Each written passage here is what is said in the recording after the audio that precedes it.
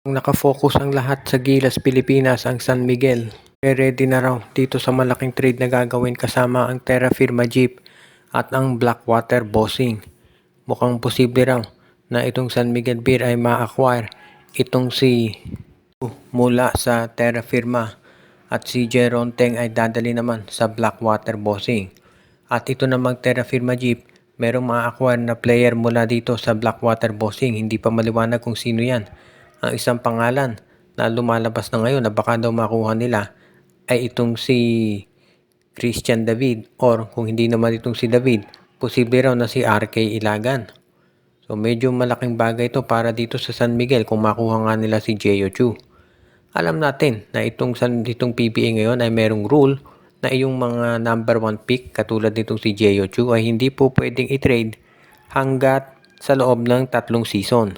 Pero alam din natin na anytime ay pwede naman niyang baguhin ng PBA. So far, ang rule ng PBA daw ay nananatili, no? Itong si Jeyo Chu, dapat 3 seasons siya sa Terra Firma bago ma-trade. Pero alam natin na ito namang SMC, dahil hawak nilang majority nitong PBA Board of Governors, pwede nilang baguhin yung rule na yan kung talagang gusto ng SMB na ma-acquire ang nasabing player. Kaya sa tingin ko, ito talaga yung iniintay natin na gagawin itong San Miguel kung sakasakali, no?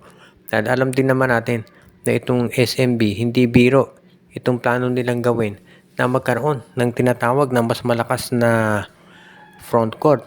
Itong si Fajardo magre-retire sa Gilas, no? At syempre, hindi naman yan habang panahon makapaglalaro para dito sa San Miguel.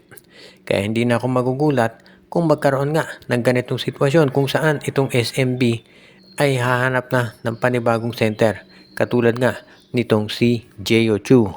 Phoenix Fuel Masters naman hindi rin magpapahuli dahil meron na silang financial packer at mukhang wala na problems itong kanilang team, ay gusto rin na magkaroon ng mas malakas na roster at ito raw si Jason Perkins ay ilalagay na nila sa trading block at ito raw ay posibleng dali naman nila sa Rain or Shine Elasto Painters kapalit daw nitong si Kit Datu. So itong Rain or Shine Elasto Painters daw ay inaalok sila ng Phoenix itong si Perkins kapalit ni Kit Datu. 6'8 center si Kit Datu at parang yan yung hinahanap ngayon ng koponan ni Coach Charles Chu. Kung sakasakali na pumayag itong si Coach Yeng Giao, magkakaroon ng dalawang magandang na center forward. Itong Rain or Shine, itong Phoenix Fuel Masters, si Kit Datu plus itong si Kai Balungay. Yan siguro yung plano nitong si Coach Charles Chu. At alam niya na magiging maganda para dito sa Phoenix kung magkaroon sila ng matangkad at athletic na mga big men na kayang sumabay dito sa ibang mga team sa PBA.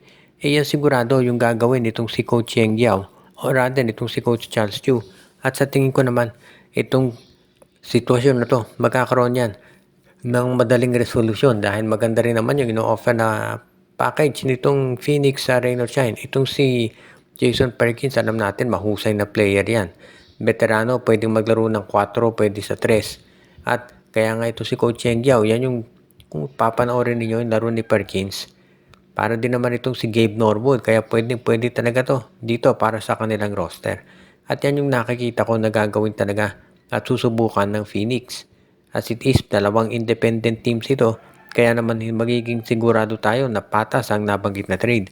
At yan sigurado yung iniintay ng marami na mangyari talaga. Dahil makikita talaga natin dito na seryoso ang mga nabanggit na teams pagdating sa ganitong klaseng sitwasyon.